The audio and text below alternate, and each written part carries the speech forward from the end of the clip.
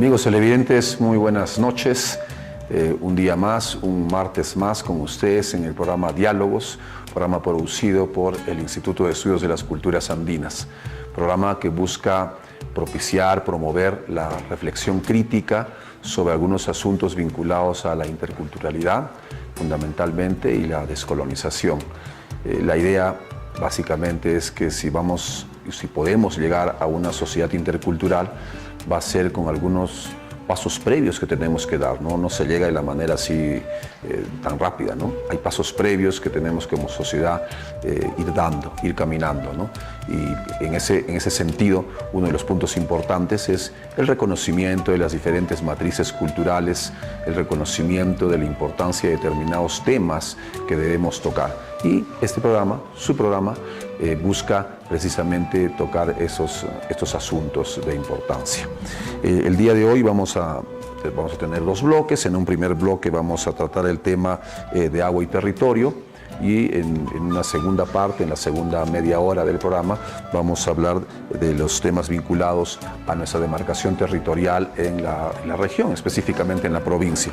Así que ese es el plan para el día de hoy con respecto a nuestro programa. Y vamos de inmediato con nuestro primer invitado, lo presento. Él es Javier Bojorquez, es presidente de una ONG muy importante en la región, la ONG Sumamarca, y con él vamos a conversar, dialogar sobre estos temas. Javier, muy buenas noches. Buenas noches, Elena. Yo te propongo que veamos primero un video con algunas entrevistas que el equipo de producción ha hecho con la intención de un poco de entrar en el tema, y después conversar sobre este importante tema de agua y territorio. Ahí va el video.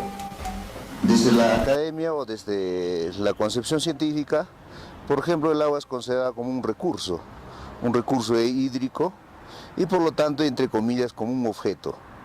De lo cual, desde esta óptica, como es un recurso, tiene que satisfacer a las industrias, tiene que satisfacer a las empresas mineras, o sea, tiene que ser útil, ¿no? Pero ahora, si miramos desde la vivencia andina, el agua no es visto como recurso, sino que agua es visto como una persona. Yo creo que esos dos enfoques, tanto del Estado peruano como también de las comunidades, están pues colisionando hoy en día. Un ejemplo claro, que nuestras comunidades a un cerro lo conocen como su apu, como su achachila, pero el Estado considera como un recurso natural, que hay que explotarlo y que hay que destruirlo, y hay que sacar beneficio de ese cerro. Pero en la comunidad no, ese apu y esa achachila tiene, digamos, una finalidad de cuidar, de vigilar a la comunidad, ¿no es cierto? Es una deidad, imagínense. Entonces yo creo que esos dos enfoques hoy en día están colisionando fuertemente, y a raíz de eso están surgiendo los problemas que hoy estamos viendo. En el caso de los humanos que formamos sociedades, el tema ya se vuelve complejo porque tenemos que ver la gestión colectiva del agua. Y ahí tenemos que pensar el desarrollo que queremos con esa agua. Y en muchos sitios, en muchos lugares, en muchos ecosistemas, la conservación pasa a ser primordial, porque si no conservamos el agua no tenemos futuro. Ahí entran muchísimos elementos más del ser humano, políticas, normas, estrategias, lineamientos, que hacen que podamos gobernar bien el tema del agua.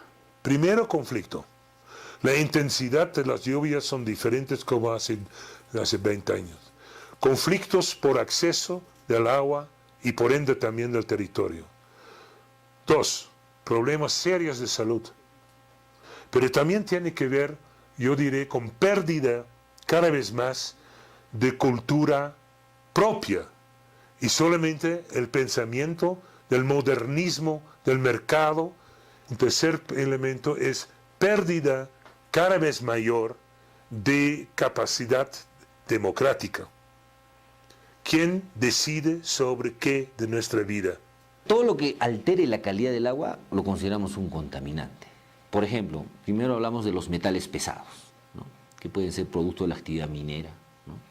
Tenemos la actividad ganadera también, ¿no?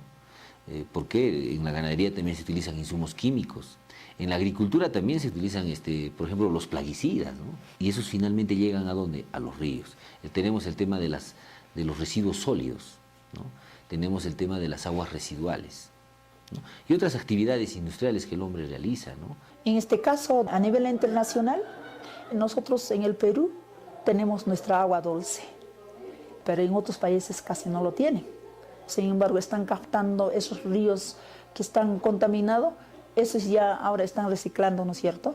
Y eso es lo que no lo ven nuestros gobernantes. Nuestros gobernantes simplemente están viendo más para las empresas, más sus beneficios personales directamente ellos, así como ahora que estamos viendo la corrupción. Antes era pues sano. Cuando yo era niña yo no conocía esas contaminaciones, no existía la minería. Ahora no sé, hasta en el aire viene esa contaminación. Antes no usábamos plásticos, usábamos guayaca, capacho, esos utilizaban nuestros abuelitos, nuestros ancestros, antepasados. Ahora mayormente utilizamos plástico, platos descartables, esa es una contaminación. Eso se puede resolver mediante los consejos de cuenca, mejorar la planificación, arreglos institucionales. En tema de valoración no nos olvidemos el tema de la cultura, que está ahí escondida, poco entendida, romántica, pero que a la vez no se puede plasmar en el campo. El saber, recuperar el saber de nuestra gente, de nuestro pueblo. Es vital para mí como base, yo lo pongo como principio. De ahí ir construyendo una propuesta colectiva, tener una visión colectiva, lo que no podemos imponer. Esto tiene que cambiar y esto hay que trabajar con generaciones que hay que ganar para una vida mejor.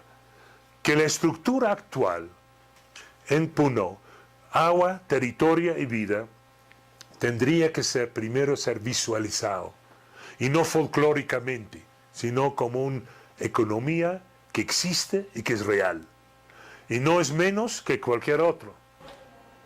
Bien, hemos visto un video con bastantes posiciones, opiniones, bastantes puntos de vista, bueno, también varones y mujeres, Javier, pero vamos a hacer una pausa comercial y luego de la pausa comercial desarrollamos ya con Javier los puntos de vista con respecto a este importante tema de agua y territorio. Una pausa y retornamos.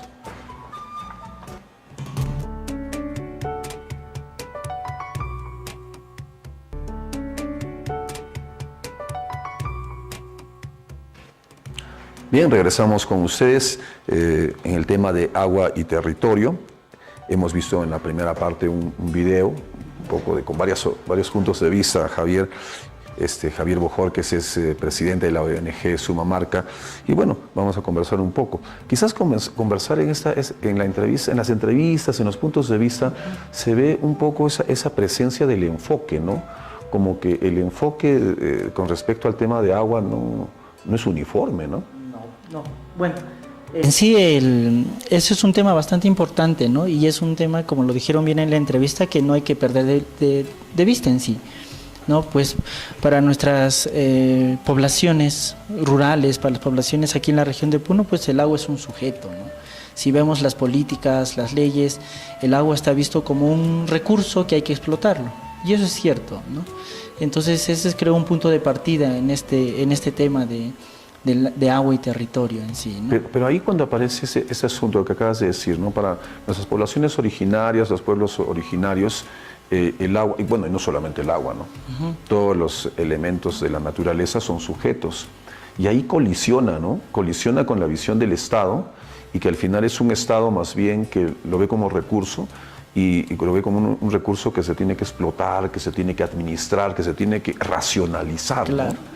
Es eso, por eso en las entrevistas yo rescato y ahí está la idea, ¿no? Es que no hay una visión colectiva sobre el recurso, ¿no?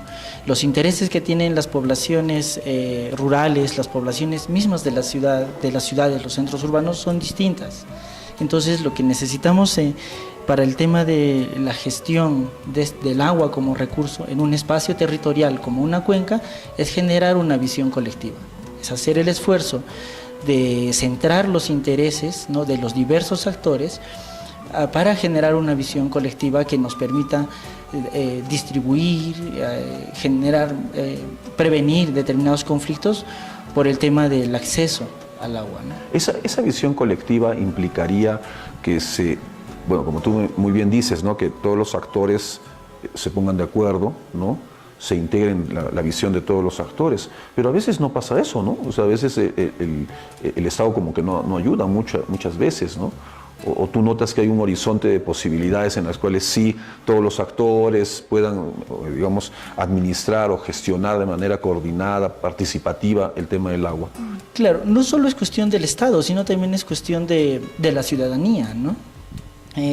Cuando hablamos de gestión del agua en un territorio, vamos a ver que hay intereses de parte de la sociedad, hay intereses de parte del Estado, hay intereses de parte del sector privado también. Entonces, no solo es de un lado, hay que tratar de generar mecanismos, ¿no? Mecanismos en los cuales se permita articular esos intereses, ¿no? Es un desafío en sí, es un desafío bastante amplio, es un desafío que en la actualidad, por ejemplo, en la región de Puno se está tratando de impulsar, por eso los consejos de cuenca. En los consejos de cuenca es ese espacio de coordinación, ¿no? Donde están los representantes de las juntas de regantes, están los representantes de las instituciones que velan por el tema del agua, están las instituciones académicas también como las universidades y todos los actores. Entonces, es buscar los mecanismos, es buscar mecanismos también de organización, ¿no? Buscar lo que se dice la gobernanza del agua en sí, ¿no? Es algo que, bueno, en la región de Puno todavía estamos iniciando, estamos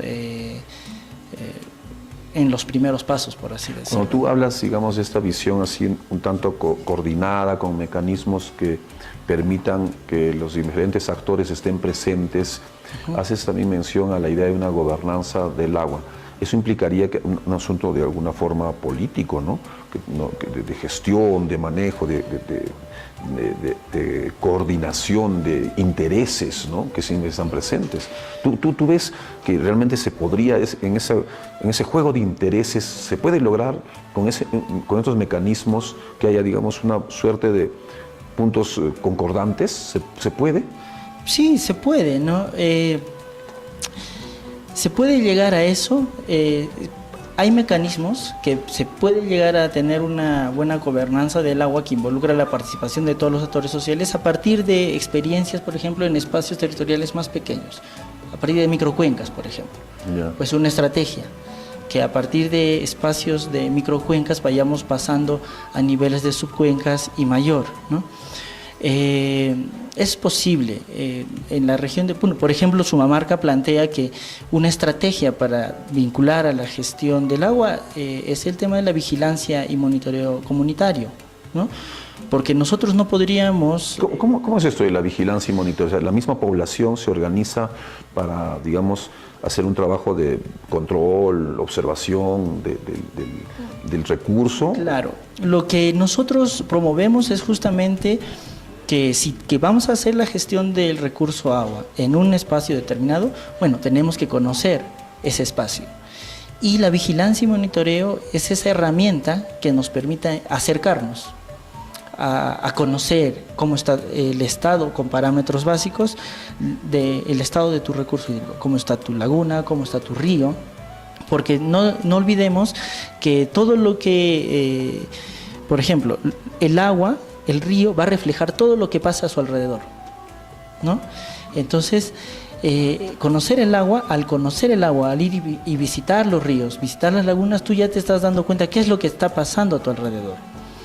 Y poco a poco tú vas ampliando la visión y vas ampliando ya una visión de territorio y ahí vas identificando cuáles son las fuentes de contaminación, cuáles son los procesos de contaminación y qué alternativas se podría tener a partir de eso, ¿no? En esa visión un poco integradora, una visión coordinada, participativa, tú notas que desde el lado del Estado hay un cumplimiento, se está haciendo, bueno, en realidad ha habido un cambio, ¿no? O sea, en los últimos años ha habido un cambio con respecto a la mirada que tiene el Estado con respecto en general a los recursos, ¿no? Y en particular el agua.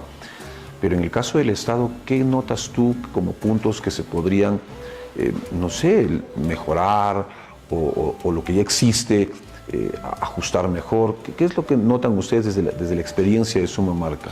Bueno, desde la experiencia de Sumamarca hemos visto que todavía el Estado no reconoce reconoce hasta cierto punto, podemos decir, el trabajo de los comités de vigilancia comunitarios, por ejemplo. Pero aún no lo articula, por ejemplo, al sistema de gestión ambiental. En el 2014 hubo una propuesta para articular justamente este tema de la vigilancia y monitoreo con el tema de la gestión ambiental, con el sistema de gestión ambiental nacional, pero no fue debatido en el Congreso la ley, quedó ahí en pendientes, se cambió de legislatura y ya ahí murió, ¿no? No lo reconoce todavía.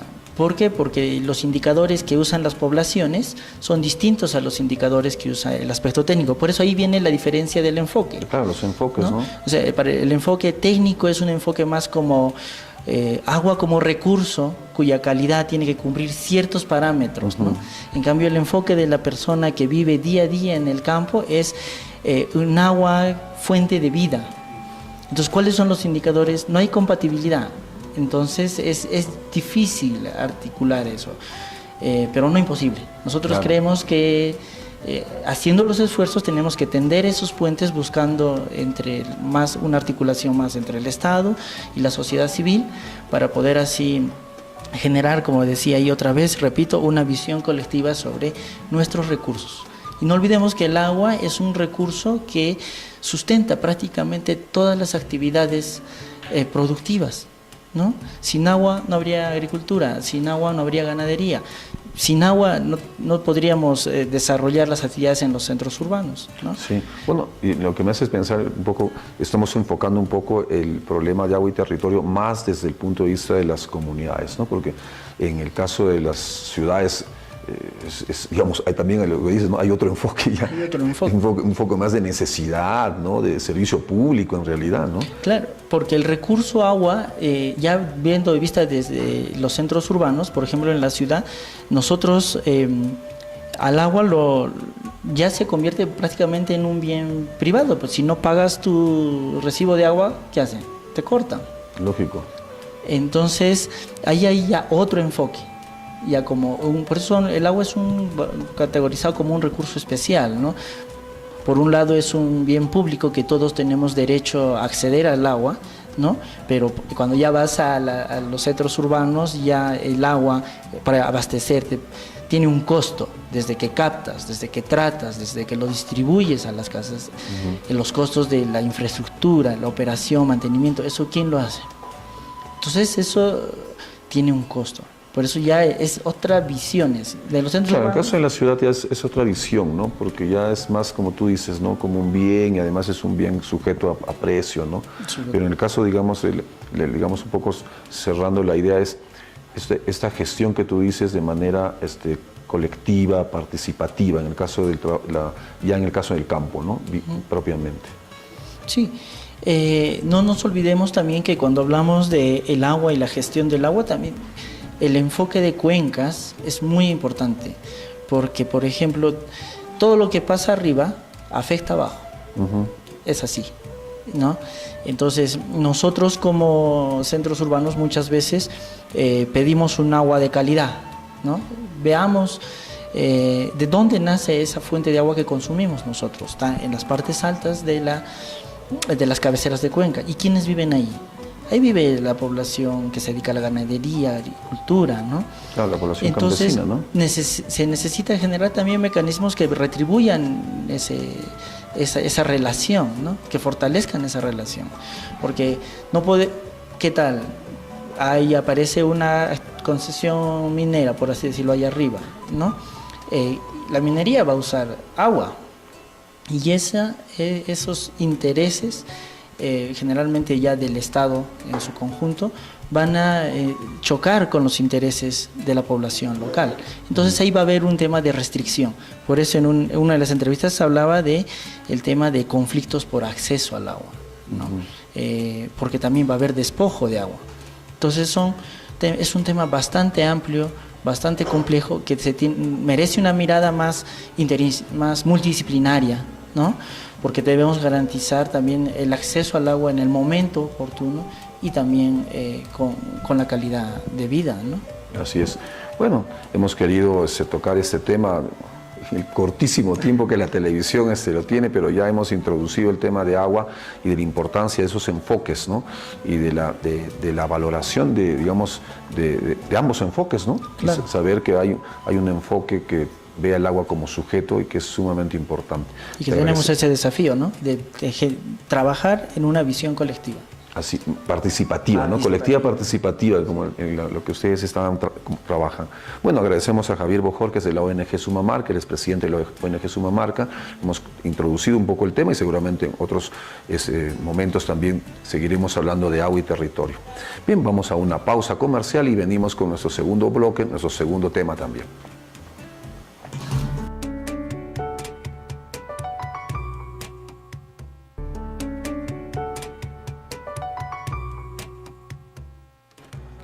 Bien, estamos en nuestro segundo bloque, nuestro segundo entrevistado y también nuestra segunda sección de este bloque de entrevistas. Vamos a conversar en esta ocasión con Ricardo Álvarez, él es del proyecto SAIGUA, sobre el tema de territorio y demarcación en el caso, particularmente la demarcación del caso Pasto Grande. Muy buenas noches. Una primera impresión con respecto a ese conflicto, aparente conflicto que hay. Sí, muy buenas noches, agradecer por la oportunidad. Y en realidad queremos compartir una reflexión que siempre la hemos tenido. Y para nosotros este conflicto entre dos pueblos, por un lado el pueblo de Puno defendiendo con justicia históricamente y ancestralmente este territorio, y por el otro lado en apariencia digo, se utiliza un pueblo. ¿Por qué? Porque detrás de estas manifestaciones que hemos visto hay intereses económicos fuertes sobre la base de una política extractivista que tiene Moquegua y los grupos, ¿no?, económicos que ahí se han asentado. De manera que en apariencia Moquegua muestra que hay un tema por discutir cuando técnicamente y jurídicamente no hay nada que discutir en este momento, porque con la emisión del informe 45, en un Estado de Derecho, se debe respetar la decisión de un órgano técnico al cual nos sometimos de forma voluntaria el año 2009. Esto significa que esta intromisión, lo decimos así categóricamente, del Premier en este tema, resulta pues una evidencia clara de los intereses económicos que en Moquegua existen y que utilizan a un pueblo, en realidad, y a sus autoridades, algunos sí muy conectados con estos poderes económicos, para dar, reitero, en apariencia, una situación territorial pendiente. Claro, ¿no? Como si hubiese incluso un conflicto entre dos regiones, ¿no? Cuando en realidad hay grupos económicos que están detrás y bueno, aparte que Moquegua es una región que se ha consolidado por su actividad profundamente extractivista, ¿no? Efectivamente. Vamos a ver un video también con un conjunto de posiciones y entrevistas para un poco matizar la conversación que tenemos ahora. Va el video y luego retornamos.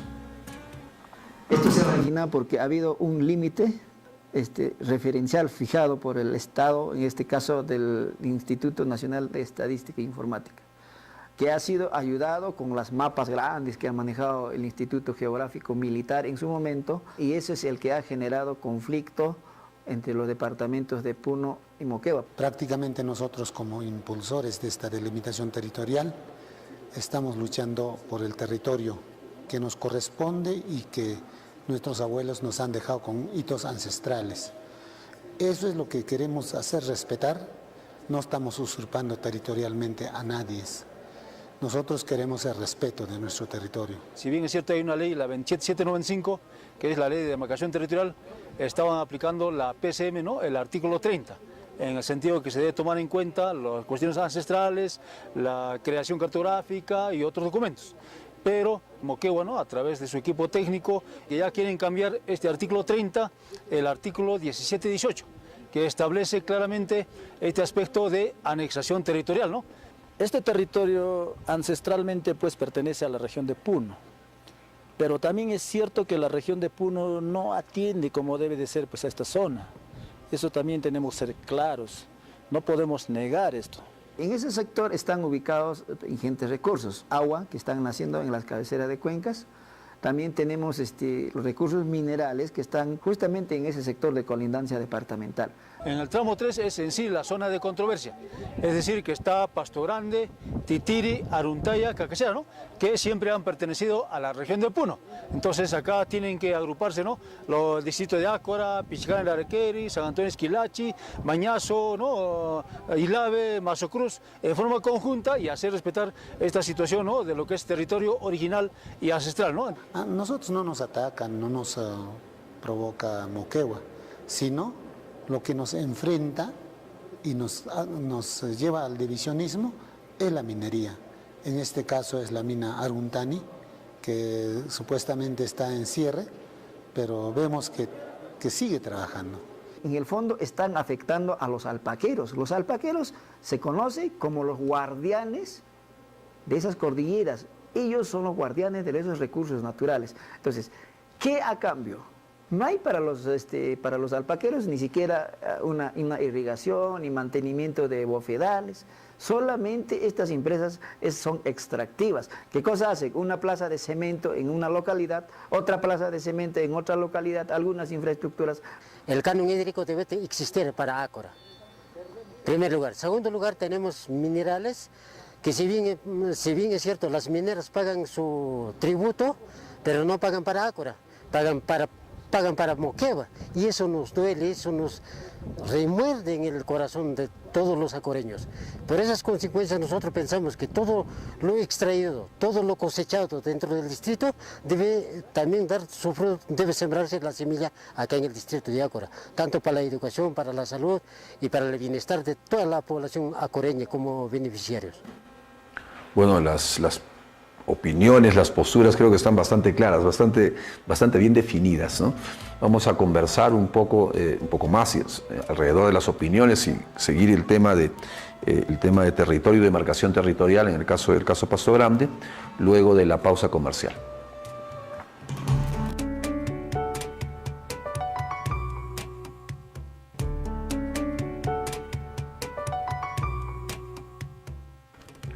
Ahora en ese segundo bloque estamos conversando sobre temas de territorio y demarcación, particularmente el caso de Pasto Grande.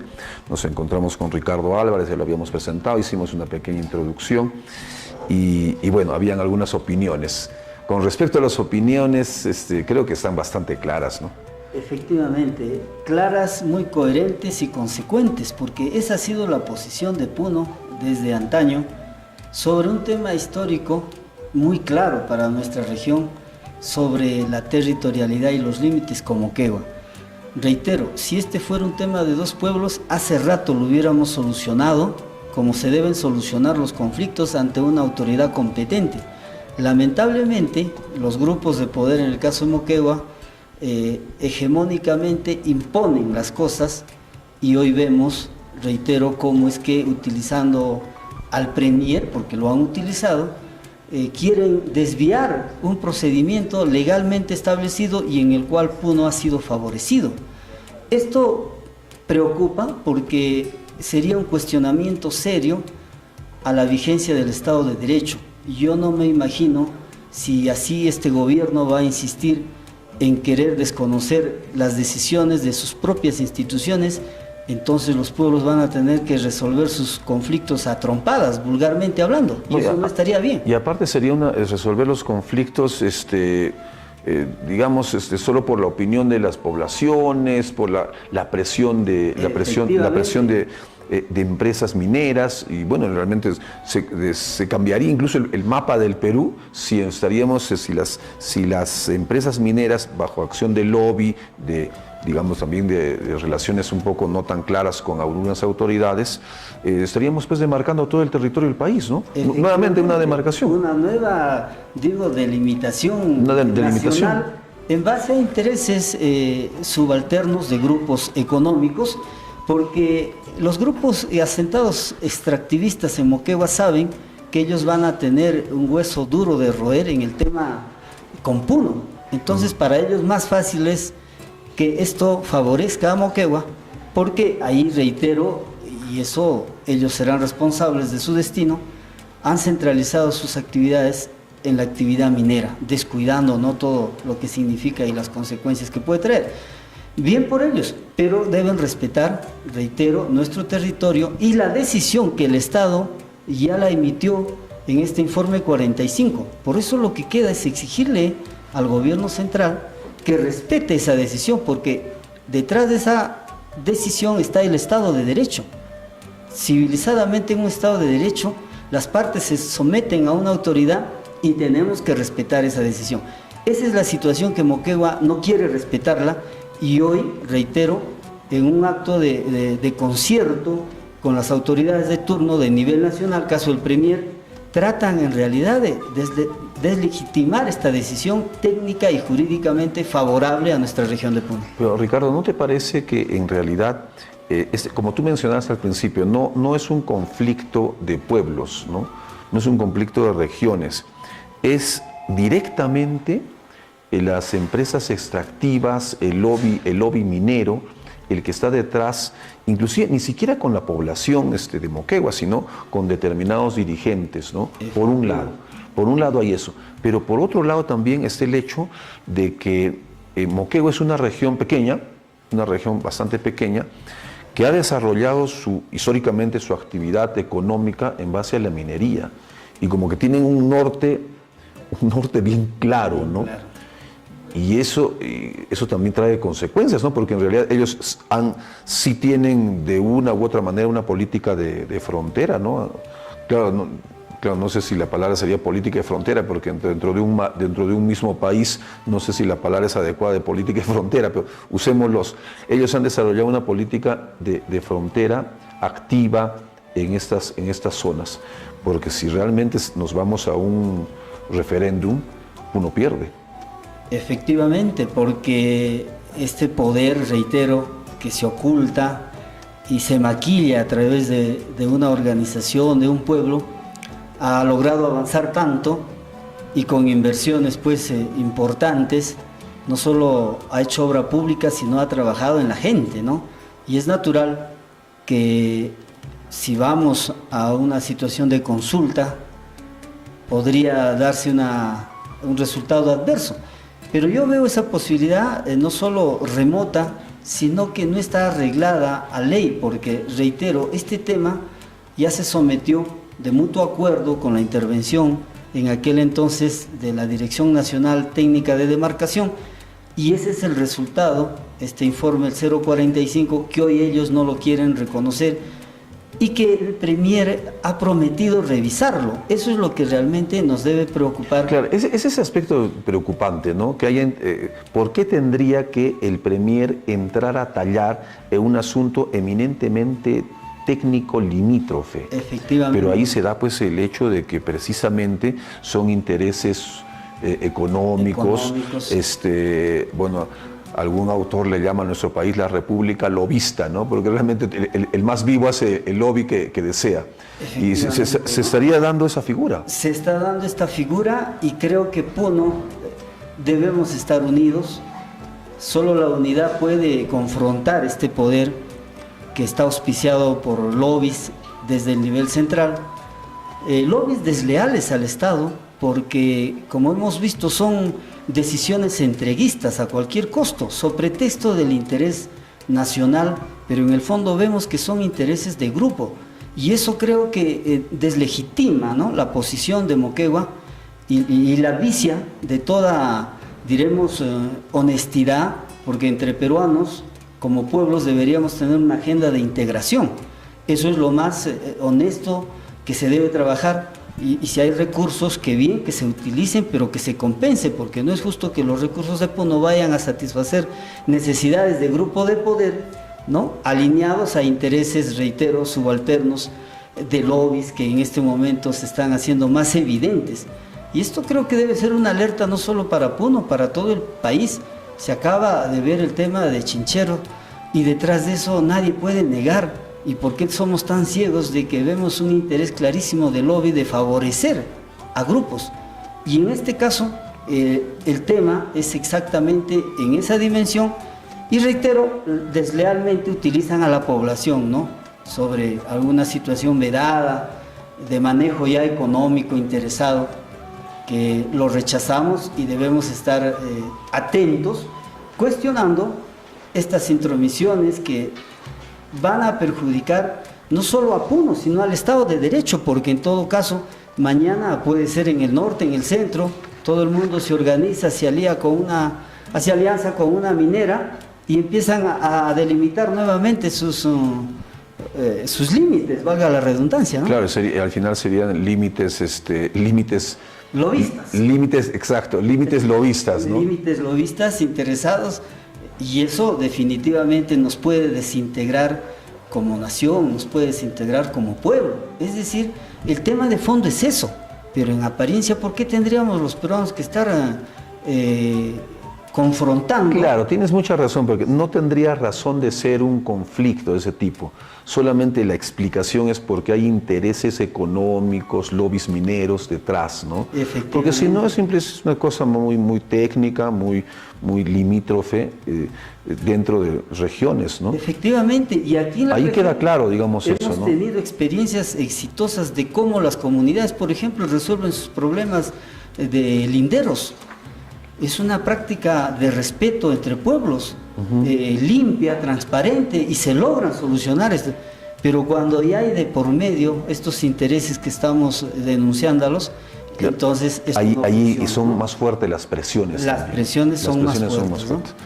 Bien, hemos querido tocar ese tema de la delimitación limítrofe, demarcación limítrofe, con Ricardo Álvarez. Te agradecemos tu presencia y bueno, también es un tema de palpitante actualidad que siempre hay que, en realidad, como sociedad civil, exigir a nuestras autoridades que se exige el cumplimiento de la ley en el marco de un Estado de Derecho y evitar la intromisión política, como bien Ricardo hacía notar. De esta manera vamos llegando a nuestro punto final y no sin antes